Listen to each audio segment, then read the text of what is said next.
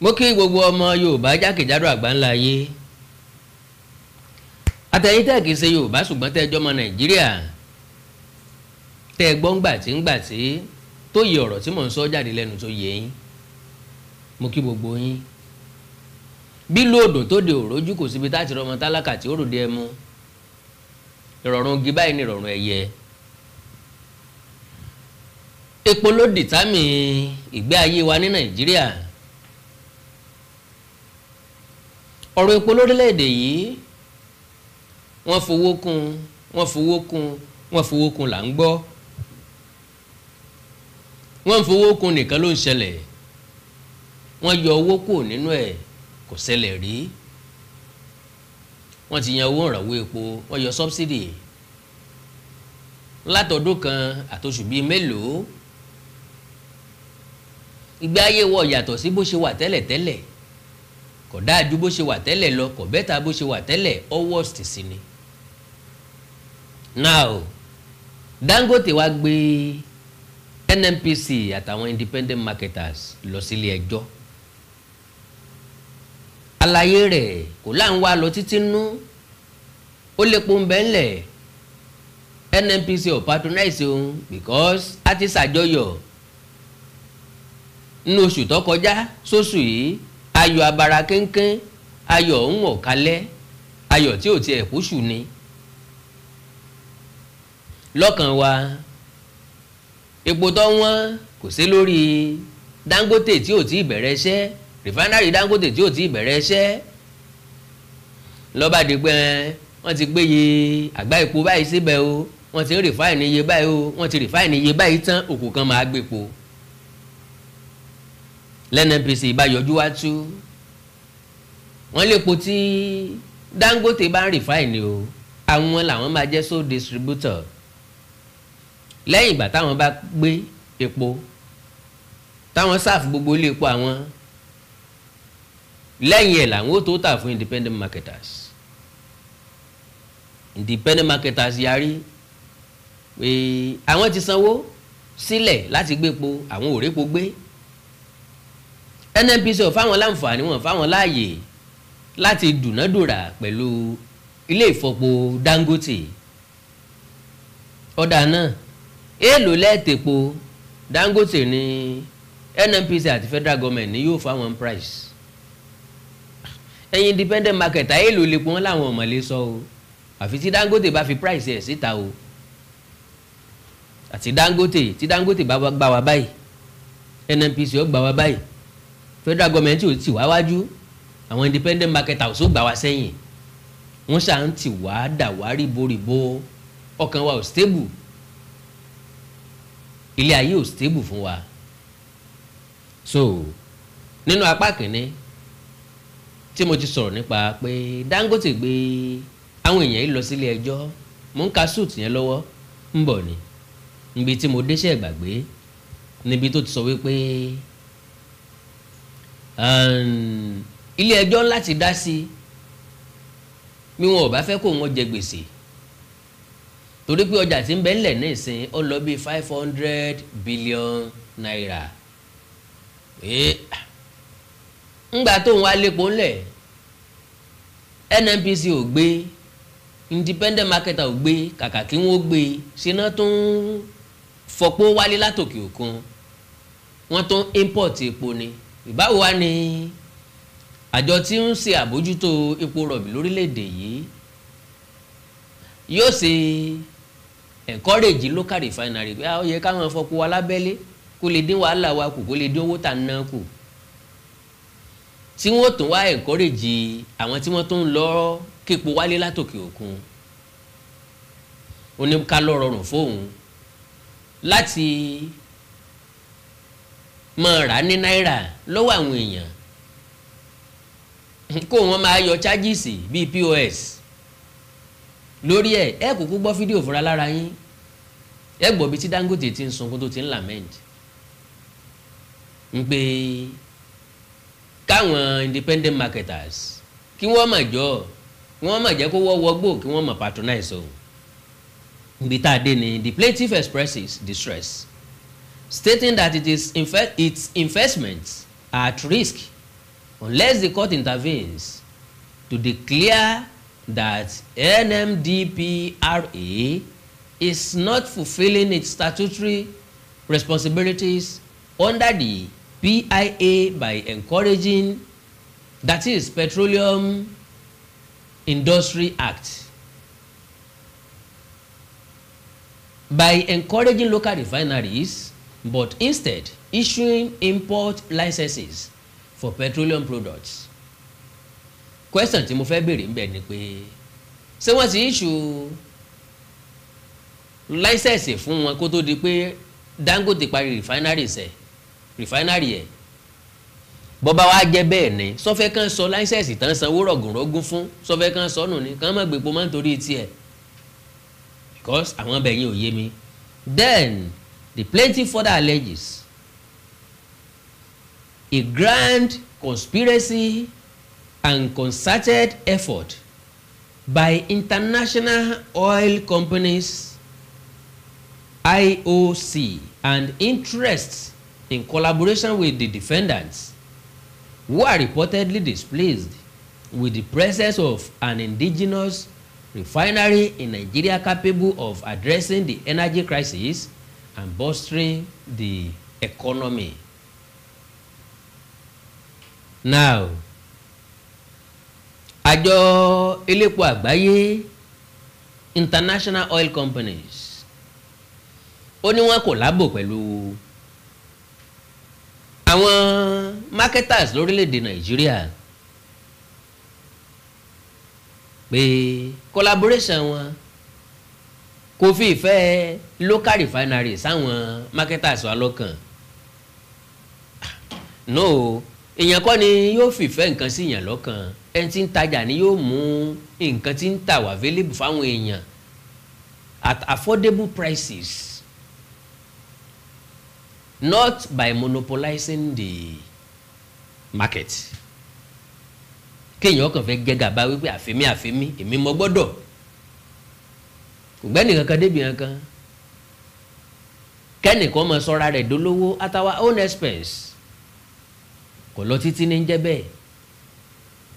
Now, so ọ̀nà wo ló fẹ́ booster economy àbí yóò booster àpò ẹ̀? Dangote seeks an injunction to restrain the NNPCL from further issuing or renewing import licenses to the other defendants or companies for importing petroleum products. In a supporting affidavit, Dangote states that such licenses should only be issued in the event of a petroleum product shortfall. Òye yé mi pé ẹ understand the part yẹn dáadáa. Ntí Dangote ń béèrè lọ́wọ́ ilé ẹjọ́ ń ní pé tó bá ṣeé ṣe kí ilé ẹjọ́ mọ̀ fún àwọn marketers tuntun ní license mọ́, àwọn tó ti wá ní license lọ́wọ́ kí ilé ẹjọ́ pàṣẹ fún àjọ NNPCL pé kí wọ́n má renew license wọn mọ́, pé ọ̀nà kan ṣoṣo tó ń gbàgbọ́ pé wọ́n fi lè renew license wọn tàbí issue license fáwọn ẹlòmíì ni pé ká ní kò sepo ní country, I mean ká ní refinery, local refineries kò sepo ń bẹ̀ tí wọ́n lè rà tí wọ́n lè gbé, ìgbà náà ni ìjọba tó láṣẹ láti fún ọ ní license. Èmi ò wá mọ níbi tí a ti kún tá a kún dọ́rùn, mi ò mọ bọ́rọ̀ iléeṣẹ́ Dangote ṣe mọ jẹmọ́ ti ìjọba orílẹ̀-èdè Nàìjíríà débi pé Dangote ni yóò mẹ́ntọ́ yẹ kán issue license fún, ẹni tó yẹ kán renew tiẹ̀, ẹni tí ò yẹ kán renew tiẹ̀, ẹni tí ò yẹ kán fún license rárá. Wà very very shocking. So now it threatens business, Dangote argues. Only threatening business, it threatening business. So ìwọ mọ̀ bẹ́ẹ̀, dẹ́mọ̀wé wálẹ̀, the firm's group general manager of government and strategic relations, Ahmed Hashim explained in the supporting affidavit that the import licenses granted to other companies by NNPCL for the importation of AGO and Jet AI are adversely affecting the plaintiff's business, which has received substantial financial investment in billions of dollars. Hashim also notes that NNPCL has threatened to impose and demand a 0.5% levy on the plaintiff on wholesales and off-takers and another 0.5% levy on wholesales to the midstream and downstream gas infrastructures fund MDGIF, contrary to statutory provisions governing levies on transaction within free zones. Mo wá correct gbà pẹ̀lú analysis mi, observation mi, wípé n ti ń fa ní problem ó ní pé NNPC fẹ́ gba court iṣẹ́ ó náà lélẹ́yìí o. NNPCL has threatened to impose and demand a 0.5% levy on the plaintiff, that is lórí Dangote on wholesales and off-takers. Wọ́n ta fáwọn alára tó ń tà tàbí àwọn tó fẹ́ wá gbépo lọ́dọ̀ wọn iyekíye tán bá gbé wọ́n sanwó lórí ẹ̀ àní business làwọn ẹni ẹlẹ́ni fi wá ṣe. So lọ́kàn Dangote kò yẹ kí wọ́n gba levy kankan lọ́wọ́ ẹ̀ torí àdéhùn tó wà níbẹ̀ ni pé local àbí anybody tó bá ń transact within free zone, so torí pé ó ti ń produce locally ó túmọ̀ sí pé free zone ló wà, so kò gbọ́dọ̀ san levy. Well, Hashim stated that the primary goal of establishing free zone is to encourage competition, attract foreign investment, and establish tax havens. Now, foreign investment bó bá rọrùn bẹ́ẹ̀ láti ní refinery ó yẹ ká ti ráwọn foreigners tí ó ní refineries Nàìjíríà. Kí ló dé tó jẹ́ pé Dangote lórí ṣe ọ̀pọ̀lọpọ̀ láti ń gbọ́ wọ́n ti répo lóńdó wọ́n ti répo ń bì kan o àti èrè kí wọ́n wàpò jáde. Ẹnìkan ti sanwó ẹ̀ àwọn kan ti sanwó ẹ̀ ilé iṣẹ́ kan ti sanwó ẹ̀ àti èrè kí wọ́n gbé jáde àti èrè kí wọ́n ṣe é. So Dangote is seeking a court order to stop the NNPCL from issuing or renewing import licenses to other companies for importing petroleum products. Now, in addition to the restraining order against the import licenses of the affected companies, the plaintiff is also seeking the following reliefs. The plaintiff also wants the court to assert that NNPCL allegedly violates section 317(a) (8) and (9) of the Petroleum Industry Act by issuing licenses to import petroleum products. A declaration that, according to the provision of the Nigeria Export Processing Zone Act (NEPCL), Companies Income Tax Act (CIT Act), Dangote Industries Free Zone Regulation 2020 ẹ̀sùnfin Dangote lọ́tọ̀ ayé Nàìjíríà ti ta pa o bí ìgbàdo. Now gbogbo eléyìí lásìkò ìjọba Buhari ni o. Ẹgbọ́kọ́ fún wèrè ṣé kò ní roku sọ́dọ̀ ara ẹ̀ ńgbà Tinubu bá yàn yàn kan sí gbòǹgbà Yorùbá níyàn àwọn ẹ̀yà rẹ̀ níyàn ẹ̀yà wo ló débẹ̀ tí ò yàn ẹ̀yà tiẹ̀. Ṣégún lọ Jonathan ló débẹ̀ tí ò káwọn èèyàn sí, Buhari ló débẹ̀ tí ò káwọn èèyàn sí, ta ló débẹ̀ tí ò làwọn èèyàn tiẹ̀. So, and the Finance Act, the plaintiff, as a free zone enterprise. So wọ́n ti ṣàdéhùn pé Dangote ò ní san tax kò ní san gangan free zone ló ń wà ní tiẹ̀. Wàhálà dé is exempted from all federal, state and local government taxes, levies, and other rates. Orumumi, as in Orumumi, I feel it. Ta ló fi ìyẹn sínú act? Ìgbà wo ni wọ́n ń ṣàdéhùn rú ẹ̀ pẹ̀lú Dangote? Pẹ̀lú owó tó make lórílẹ̀‐èdè Nàìjíríà lára Nàìjíríà nínú Nàìjíríà. Ẹni free zone ló wà. Àwọn industries tó kù ń kọ́. Ẹ fi wọ́n raise Dangote. Ẹ fi wọ́n boost Dangote. Ẹ fi wọ́n gbé company Dangote nìkan lárugẹ. Ìyá rẹ̀ wá ń jà wá. So the plaintiff, as a free zone enterprise, is exempted from all federal, state and local government taxes, levies and other rates. Dangote ò ní san taxi, kò ní san levies. Adẹ̀ lórílẹ̀‐èdè Nàìjíríà máa dá. Adẹ̀ lófin tó mẹ́rú ńlọ́mọ́mọ́. Wow.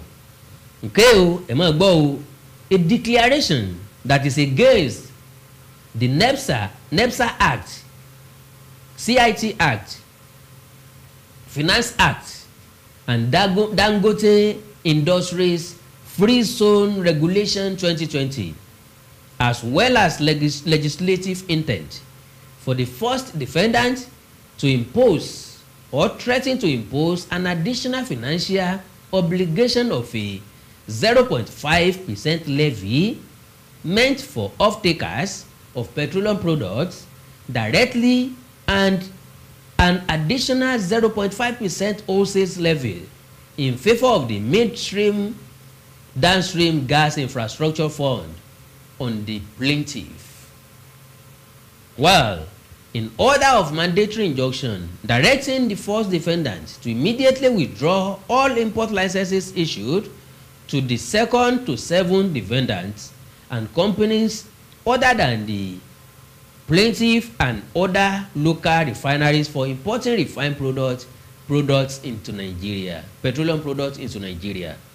An order of injunction restraining the first defendant from imposing and demanding a 0.5 levy meant for off-taker of petroleum products directly and in additional 0.5% wholesale levy in favor of MDGIF or any other levy or sum against the plaintiff. Kí ló wá ṣẹlẹ̀ ilé ẹjọ́? Ntọ́ ṣẹlẹ̀ ilé ẹjọ́ ẹ gbọ́ ìṣẹ́jú méje ní kẹ́ fún mi. Mò ń bọ̀ wá. God bless you. NDT clearing freight and logistics.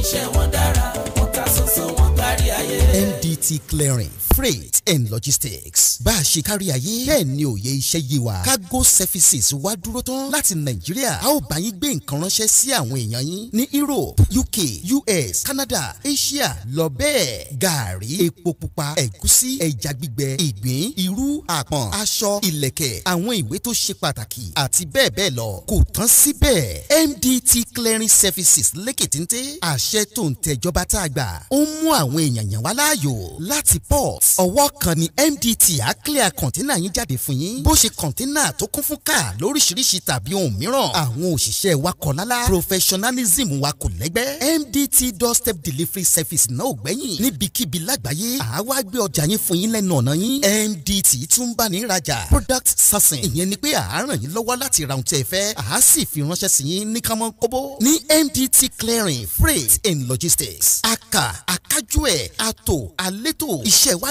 yàn ó yanjú lówó péréte. Ẹ máa bọ̀ lólulẹ̀ iṣẹ́ MDT ní nọ́mbà 22 Latif Salami Street Ajao Estate Ikeja Lagos. A sì tún ní ẹ̀ka káàkiri orílẹ̀-èdè Nàìjíríà. Ẹ bá wa sọ̀rọ̀ 0818-231-1480 àti 0912-907-4004. Bákan náà ilé iṣẹ́ MDT lókè òkun wà ní Toronto, Canada. Please call +1647-289-5364. Website www.mdtfreights.com. MDT Clearing, Freight and Logistics. Assure delivery.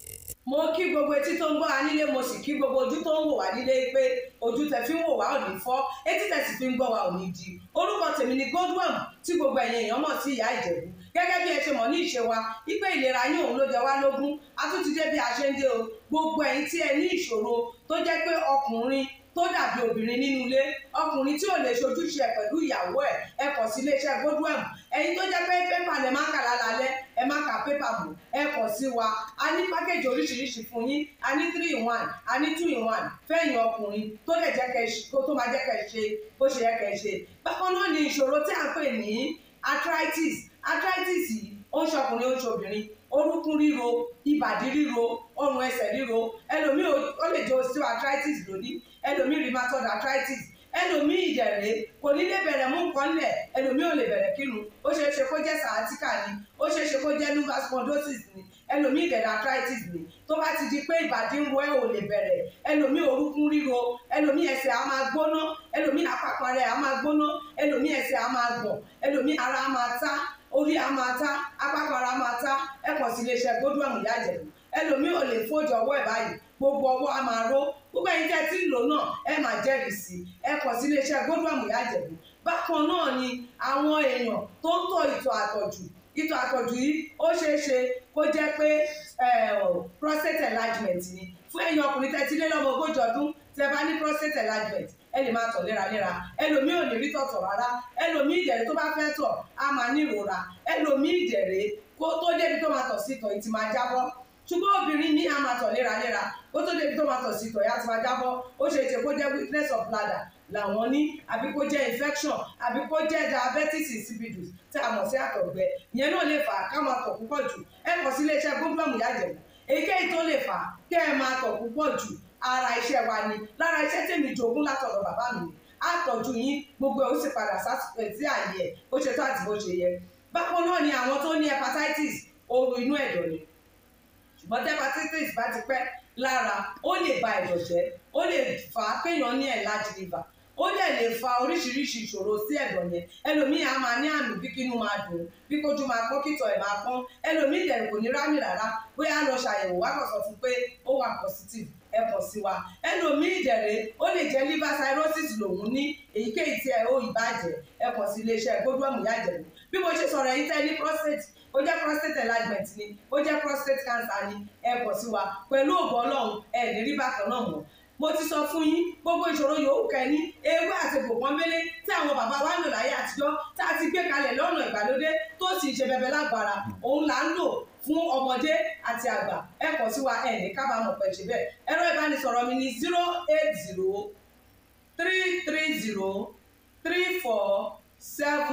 08033034777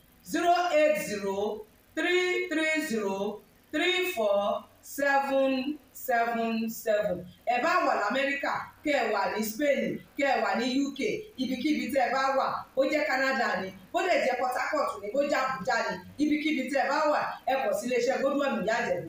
ẹ bá mi sọ̀rọ̀ lórí WhatsApp, ẹ lè pè mí, ẹ lè fi voice note lẹ̀, ẹ lè fi message lẹ̀ lórí WhatsApp, máa dá yín lóhùn bó ṣe tó àti bó ṣe yẹ. gbogbo ibi tẹ́ ẹ bá wà lè gbòógì wá máa dé, ẹ sì ní kábàámọ̀ pé ẹ kàn sí iléeṣẹ́ Godwin ìyá Ìjẹ̀bú.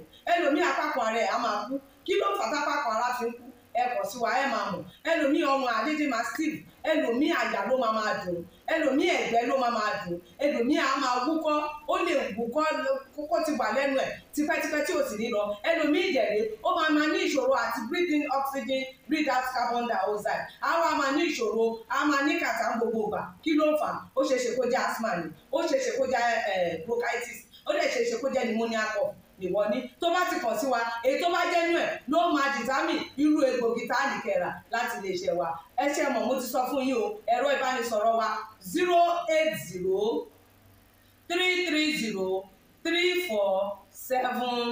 08033034777. iléeṣẹ́ Godwin last bus stop yín ni pẹ̀lú agbára Ọlọ́run. remember, if it is not Godwin, it can never be like Godwin. I used to tell you, health is something to be treasured. Ire o. ìwúrí ọdún tuntun níbi tá a ti máa ń tọrọ ohun tá a fẹ́ tẹ́lẹ̀ dọ̀ ó sì máa fàṣẹ sí ní wàrà ṣe é sà. tọdún yìí tó ti wọlé dé o.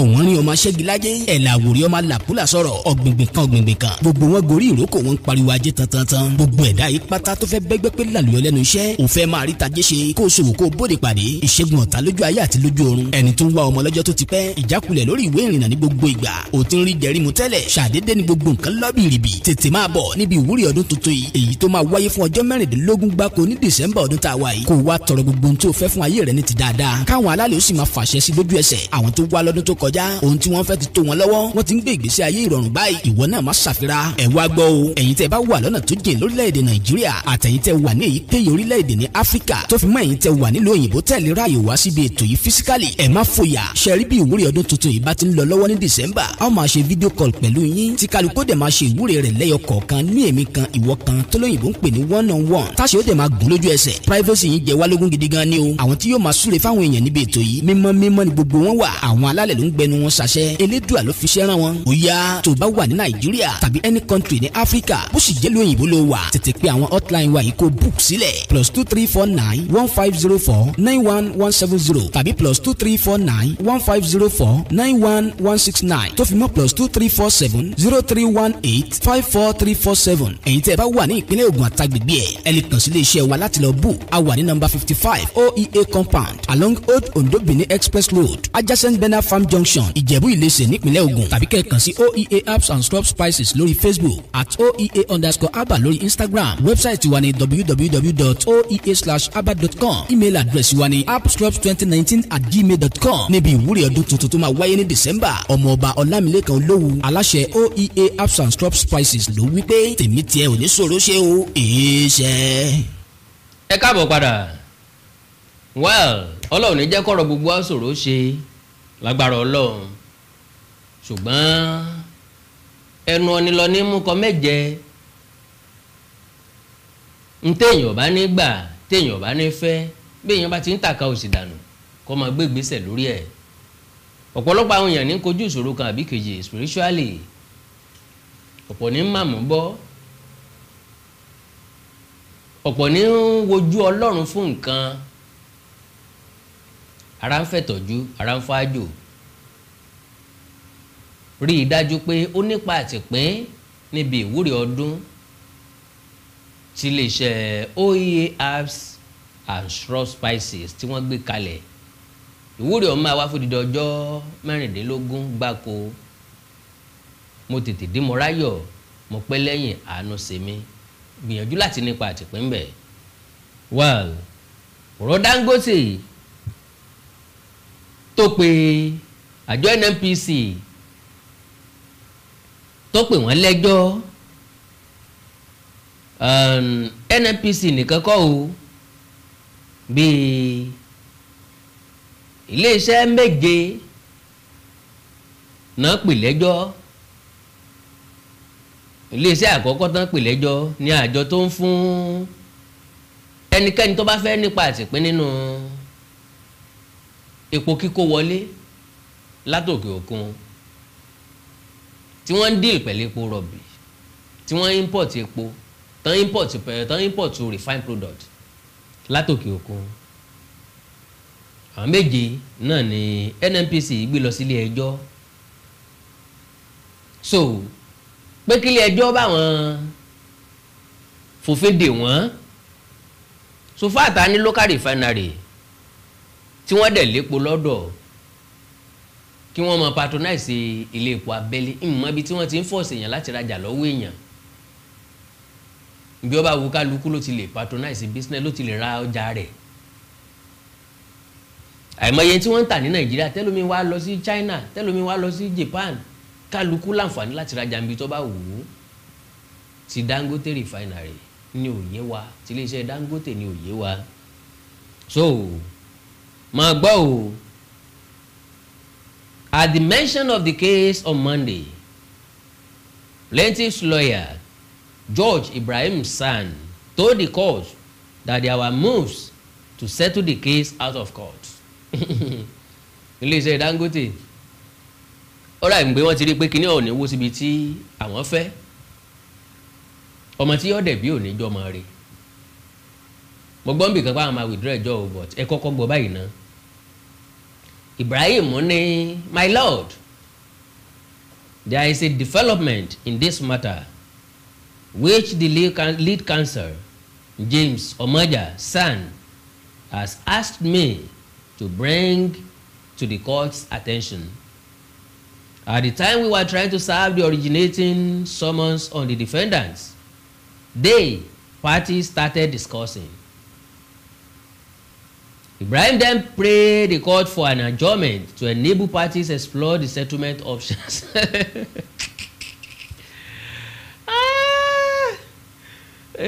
Ọ̀yá ni ó kìlọ̀ fún tòbí. So ẹni tó jẹ́ ruling justice Nyako Egwo ó sún ìgbẹ́jọ́ di January 20, 2025. So nínú ìwé mi tí mo wá kà ó ní pé iléeṣẹ́ Dangote ní tó bá di ọdún tí ń bọ̀ làwọn tó máa withdraw kéèsì yẹn kúrò ní ilé ẹjọ́, that is àwọn fẹ́ láti settle ẹ̀ out of court. Bó náà ni wọ́n sì wá settle ẹ̀, kí ni negotiation tán fẹ́ fúnra wọn. Now tàbá wá ní ká bèrè lọ́wọ́ ara wa, oore kí ni ìpá ṣe fẹ́ pọ̀n? I mean, oore kí ni ìpá Dangote ṣe fún ẹpọ̀n àwa Nigerians tó ìbímọ tán tó ní ìpágbèmí ló wọ́n sọrúkọ rẹ̀?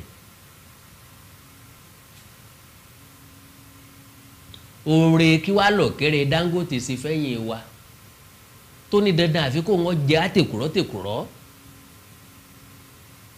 Àǹfààní kí la jẹ lára Dangote rí as people, as citizens of this country?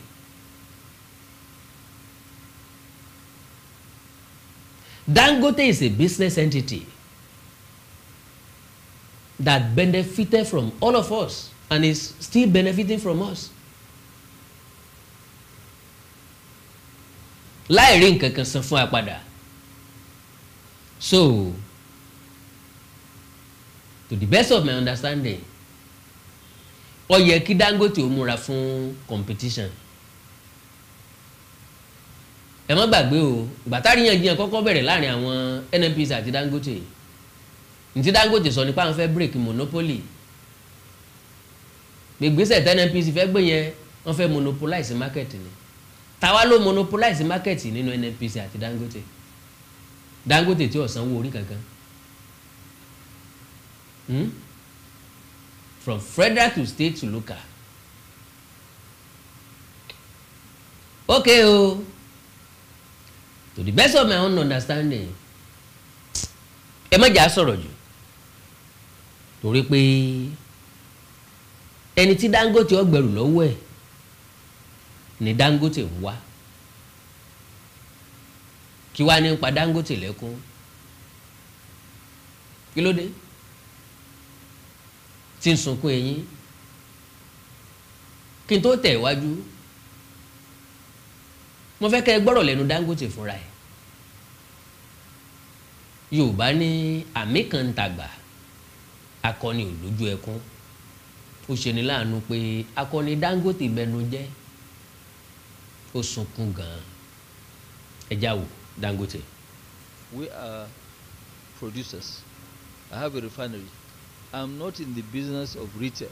If I'm in the business of retail, then you hold me responsible. But what I'm saying is that the retailers should please come forward and pick.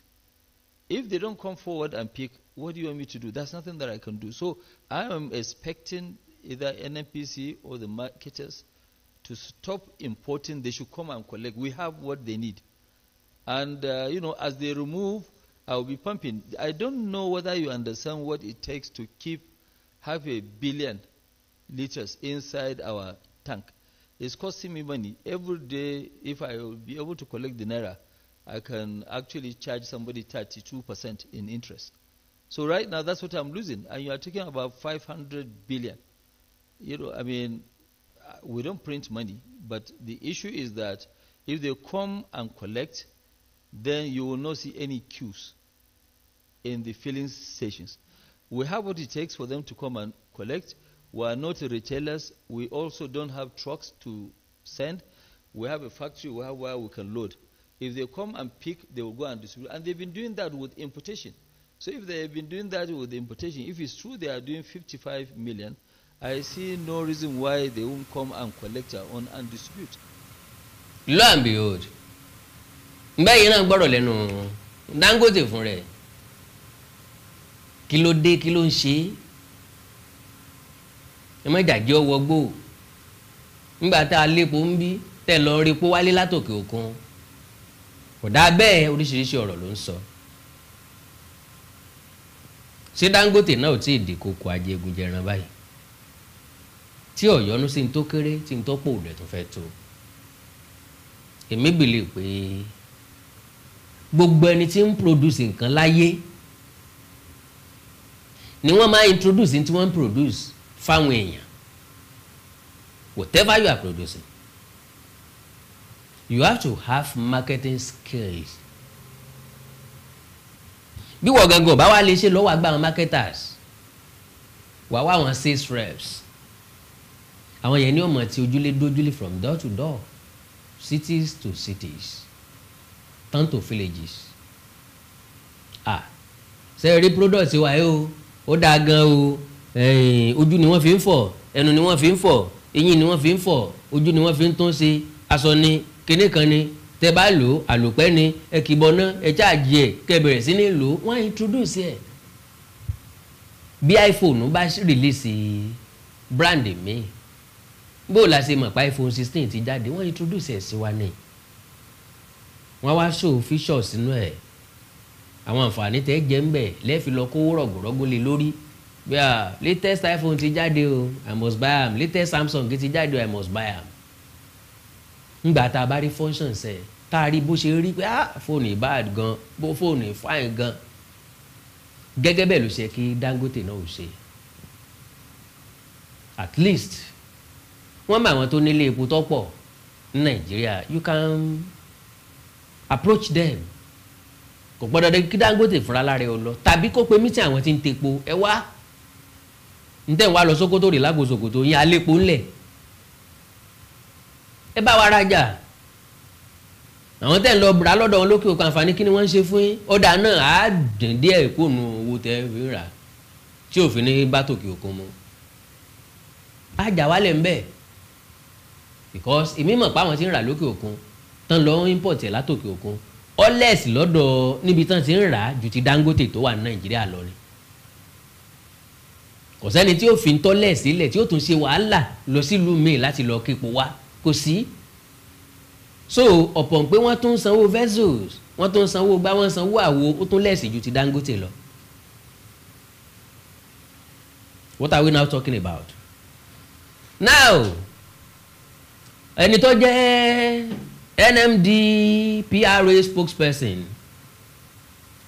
ìgbà tí àwọn oníròyìn kàn sí, ó ní àwọn ọ̀gbọ̀n pé Dangote gbá wọn lọ ilé ẹjọ́ o. Ó ní well, the authority hasn't been served any summons on this matter. Wọ́n ti mú ìwé ẹjọ́ kankan dé ọ̀dọ̀ àwọn. Well, Fẹ́mi Ṣónẹ́yẹ tó jẹ́ NNPCL spokesperson, eléyìí wọ́n ní ó sọ̀rọ̀. Ṣùgbọ́n ẹni tó jẹ́ president Petroleum Product Retail Outlets Owners Association of Nigeria, Billy Giles Harry, òun sọ̀rọ̀ ní tiẹ̀. Ẹ gbọ́ nǹkan tó sọ kí n tó máa lọ. Ó ní the matter is already in court and so it becomes subjudice to even analyse the case. But on a general note, we have a Petroleum Industry Act of 2021 and NNPCL is mandated by law to issue import licenses to qualified companies. The worst case scenario is that the Central Bank of Nigeria will say they don't have foreign exchange to give them. So if they have a way of working out trading values, the company is allowed to import products into Nigeria. Now, àlàyé yẹn yí wa dáadáa. Problem tí àwọn marketers yìí lè ní tí wọ́n bá fẹ́ import epo ni tí central bank bá ní o ò ní foreign exchange tó ń lè fún wọn bọ̀ kálukú ló lè sọ̀tà rẹ̀ out tí wọ́n bá lè sọ̀tà ara wọn out socialist be wọ́n lè import products sí Nàìjíríà. The more products we have from different sources, the easier Nigerians can have products available and at affordable prices. Now I am justified. I am justified. Wọ́n ti bà monopoly Dangote jẹ́ bẹ́ẹ̀ yẹn, and that is what we need. Nǹkan ṣe lábẹ́lé local refinery ni kò kàn wá o. Ntọ́kàn wá ní price epo. Ntọ́kàn wá nìyẹn ibi tẹ́po yẹn ti wá we don't want to know. It's not our business. It is never our problem. Our problem is the price. The price of petroleum products in this country is too high, too much. It's not affordable at all. So, ẹni tó jẹ́ National Policy Secretary fáwọn independent marketers yẹn Chinedu Ukadike una sọ̀rọ̀ ó ní I am not aware whether Dangote sues some marketers for importing petroleum products. This is a liberalized marketer. The market is now free. Marketers whom I source can do so if their landing cost is cheaper. Now that the government is no more paying subsidies, we should allow for free trade. Willing buyer, willing seller relationship. That is it. That is it. Bó ṣe yẹ kó rí nìyẹn exactly. MTN ń ta tiẹ̀, Glo ń ta tiẹ̀, Airtel ń ta tiẹ̀. Àwọn Fisafone ti kó gbà wọlé. Okay, wọ́n rà nígbà MTN ti ra Fisafone nígbà yẹn. MTN ti ra Fisafone nígbà yẹn. Etisalat wà láwọn ibì kan kò dáwọn ibì kan. Bọ̀kálukú ń ṣe bísínẹ̀sì tiẹ̀. Oríṣiríṣi fóònù ló wà ní Nàìjíríà tá à ń rà tí kálukú bá lè afford ní. Oríṣiríṣi ká má mention orúkọ oríṣiríṣi wọ́n pọ̀ gan. So willing buyer willing seller relationship ló yẹ kó jẹ́. Àyè wá bá wa dàpọ̀ wá bá wa dòwò pọ̀ a dẹ̀ máa ṣe ń dáadáa o nǹkan pè ní business nìyẹn.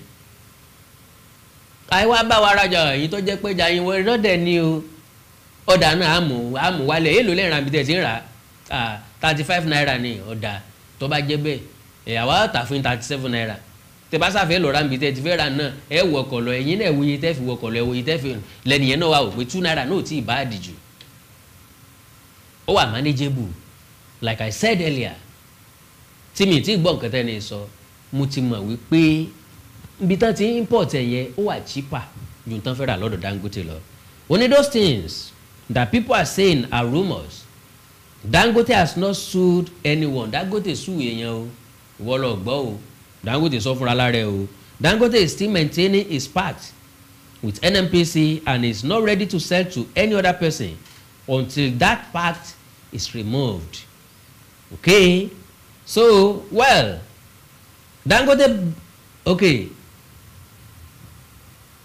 láì dènà pẹ̀lú torí àkókò wa Dangote àtijọba àpapọ̀ àti NNPCL àtàwọn marketers kan tí wọ́n gbéra wọn lọ sí ilé ẹjọ́ mo sọ tẹ́lẹ̀tẹ́lẹ̀ mo ní Dangote láwọn máa withdraw case ní next year January. Now ẹni tó jẹ́ group chief branding and the communications officer Anthony Chiejina ó ní ilé iṣẹ́ àwọn máa withdraw ẹjọ́ yẹn ní ọjọ́ tí wọ́n adjourn ẹ̀ sí which is January 2025 àbí February ní January ní January ó ní ọ̀rọ̀ yẹn ti ṣẹlẹ̀ tipẹ́ ṣùgbọ́n September 6 ni wọ́n file case. Only currently the parties are in discussion since the President Bola Tinubu's directive on crude oil and refined product sales in Naira initiative, which was approved by the Federal Executive Council, FEC, we have made tremendous progress in that regard, and the feds have overtaken this development. No party has been served with court processes, and there is no intention of doing so. We have agreed to put a halt to the proceedings. Ntọ́hàn tó dájú ni pé Dangote gbé wọn lọ ilé ẹjọ́. Ilé ẹjọ́ ò tí ì sáà fún wọn níwèé ni. It is important to stress that no orders has been made and there are no adverse effects on any party. We understand that once the matter comes up January 2025, we will be in a position to formally withdraw the matter in court. Like in 10 years, so ká ní wọn ò gbẹ́jọ́ lọ ilé ẹjọ́ ni kí náà fẹ́ withdraw. So the matter is already in court. The case is already in court, but they are now ready to settle it amicably. Ntẹ́ ó mẹ́mi wá ni pé we have to break the monopoly, market monopoly in every area. For us to have rest of mind, we must have competitive market. Let's enjoy our labor. Ẹja wa náà ó jèrè iṣẹ́ wa. Àkàndá ló rọ̀rọ̀ lẹ́nu bíi tẹjọ́. Ó jẹ́ báwọn lórí ẹkùn Dangote àti ìpè ẹjọ́ àjọ NNPC àti bẹ́ẹ̀ bẹ́ẹ̀ lọ. Àánú Olódùmarè ò ní fi gbogbo wálẹ̀. Ìyẹn náà ni mo fi ń appeal sí ẹ̀yin èèyàn tẹ́ ẹ ti gbọ́ nípa FM radio project mi. Ẹja gbìyànjú láti gbé tiwa lárugẹ. Then mo rántí pé mo sọ̀rọ̀ nípa onídèmọdè. Ẹ wo onídèmọdè wa.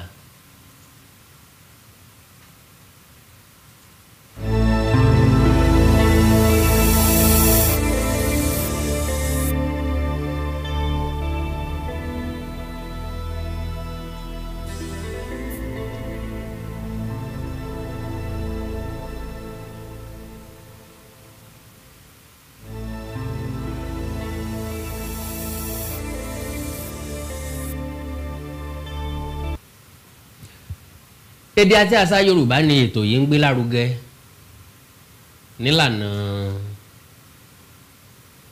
eré ìdárayá. Níbi táwọn èèyàn ti máa lẹ́ǹfààní láti jẹ̀bù. Ẹgbẹ̀rún lọ́nà ẹ̀ẹ́dẹ́gbẹ̀ta náírà ni wọ́n máa fi ṣèfàjẹ. Ìbéèrè 15 ńlá ń béèrè ń bẹ̀. Ìpín kínní ti wà ní orí ìkànnì yìí, ìpín kejì ti wà lórí ìkànnì yìí. Ẹ bá wò ó kẹ́ bá wa pín fún ẹbí, ará àti ọ̀rẹ́ kí wọ́n mọ̀ wípé ètò yìí ti gbìnà yá. Ọjọ́ ti pẹ́ tá a ti ń sọ̀rọ̀ nípa rẹ̀ tẹ́ ẹ bá gbàgbé. Precisely 2021 la bẹ̀rẹ̀ sí sọ̀rọ̀ nípa ẹ̀. Ṣé ẹ gbàgbé 2022 ni mo la fẹ́ kọ́lé àṣà nítorí eré onídèmọdè. Nígbà náà ta ló fẹ́ di olówó la pè é, ta ló fẹ́ di olówó. Ṣùgbọ́n lónìí onídèmọdè ni orúkọ rẹ̀ jẹ́. Ẹ máa gbádùn rẹ̀ gan. Yóò máa rán wa létí èdè àti àṣà wa lágbára Ọlọ́run, yóò sì máa kọ́ wa ní èdè àti àṣà wa síwájú àti síwájú sí. Lórí TFM radio project bọ́lọ́ bá ràn yín lọ́wọ́ tẹ́ fẹ́ kún mi lọ́wọ́, mo nílò èèyàn 500 tẹ́lẹ̀ tí yóò fún mi ní 100,000 naira or more than. Bí ó bá dẹ̀ tó bẹ́ẹ̀ náà dédé ara ló ṣe o. Bẹ́ẹ̀ bá wà nínú wọn tó wù yín láti support mi, ẹ já sọ̀rọ̀ lórí WhatsApp kí n fi láka nọ́mbà tẹ́ bá mi fi sí +234 904 851 9362 +234 904 851 9362. Èdè àti àṣà Yorùbá ò ní wọ mi. Bó bá jáka nọ́mbà mi lẹ fẹ́, Polaris Bank ni. Polaris Bank 4091 899 393 4091 899 393. Ó kọ tí mẹ́mbẹ̀ Awikonko TV and Advertising Company Limited. Ẹ like ẹ follow page mi lórí Facebook Awikonko Live. Ẹ subscribe sí YouTube channel mi. Akanda ọ̀rọ̀ Awikonko TV. Akanda ọ̀rọ̀ Awikonko TV. Bẹ́ẹ̀ bá ní nǹkan pàtàkì tẹ́ fẹ́ ká jọ sọ lẹ́ẹ̀kan sí orí WhatsApp net jẹ́ ká sọ̀rọ̀ +234 904 08028519362. Èdè àti àṣà Yorùbá ò ní wọ mi, orílẹ̀-èdè Yorùbá ò ní dàrú, ìlú ẹnìkọ̀ọ̀kan wa yóò tòrò mìnìmìnì àjùwàṣe o. Awikonko Development Fans Club, ilé aláyọ̀ ilé wa. Awikonko Development Fans Club, ilé aláyọ̀ ilé wa. Ẹgbẹ́ tó dúró fún ìdàgbàsókè àti tẹ̀síwájú èdè àṣà àtún àjogúnbá ilẹ̀ Yorùbá. Ẹgbẹ́ tó fẹ́ ìrẹ́pọ̀ gbogbo ọmọ Yorùbá tó tún gbé àṣà àti ṣe Yorùbá lárugẹ. Awikonko Development Fans Club, ilé aláyọ̀ ilé wa. Awikonko Development Fans Club Worldwide, ẹgbẹ́ tí kò rọ̀gbọ̀kú lé ìjọba, ẹgbẹ́ tó dúró fún ìdàgbàsókè àti ìtẹ̀síwájú èdè àṣà àtún àjogúnbá ilẹ̀ Yorùbá pẹ̀lú àtìlẹ́yìn gbajúgbajà pèdèpèdè ní Àkàndá ọ̀rọ̀ Awikonko, ẹgbẹ́ tó ń fẹ́ ìrẹ́pọ̀ gbogbo ọmọ Yorùbá, ẹgbẹ́ tó ń gbé àṣà àti ṣe Yorùbá lárugẹ, ẹgbẹ́ tó dúró láti ṣàtìlẹ́yìn tó gbọngbọ́n fún Àkàndá ọ̀rọ̀ Awikonko àti àwọn ètò rẹ̀ káàkiri àgbáyé. Àǹfààní wà láti darapọ̀ mọ́ wa, ẹ bá wa sọ̀rọ̀ lórí WhatsApp nìkan, ẹ lè pè wá, ẹ lè send text message tàbí voice note pẹ̀lú àwọn nọ́mbà wọ̀nyí +234-8053270136 tàbí ààrẹ ẹgbẹ́ Adéolú Adékọ́lá lórí +17048912729. Awikonko Development Fans Club Worldwide, ilé aláyọ̀ nílé wa.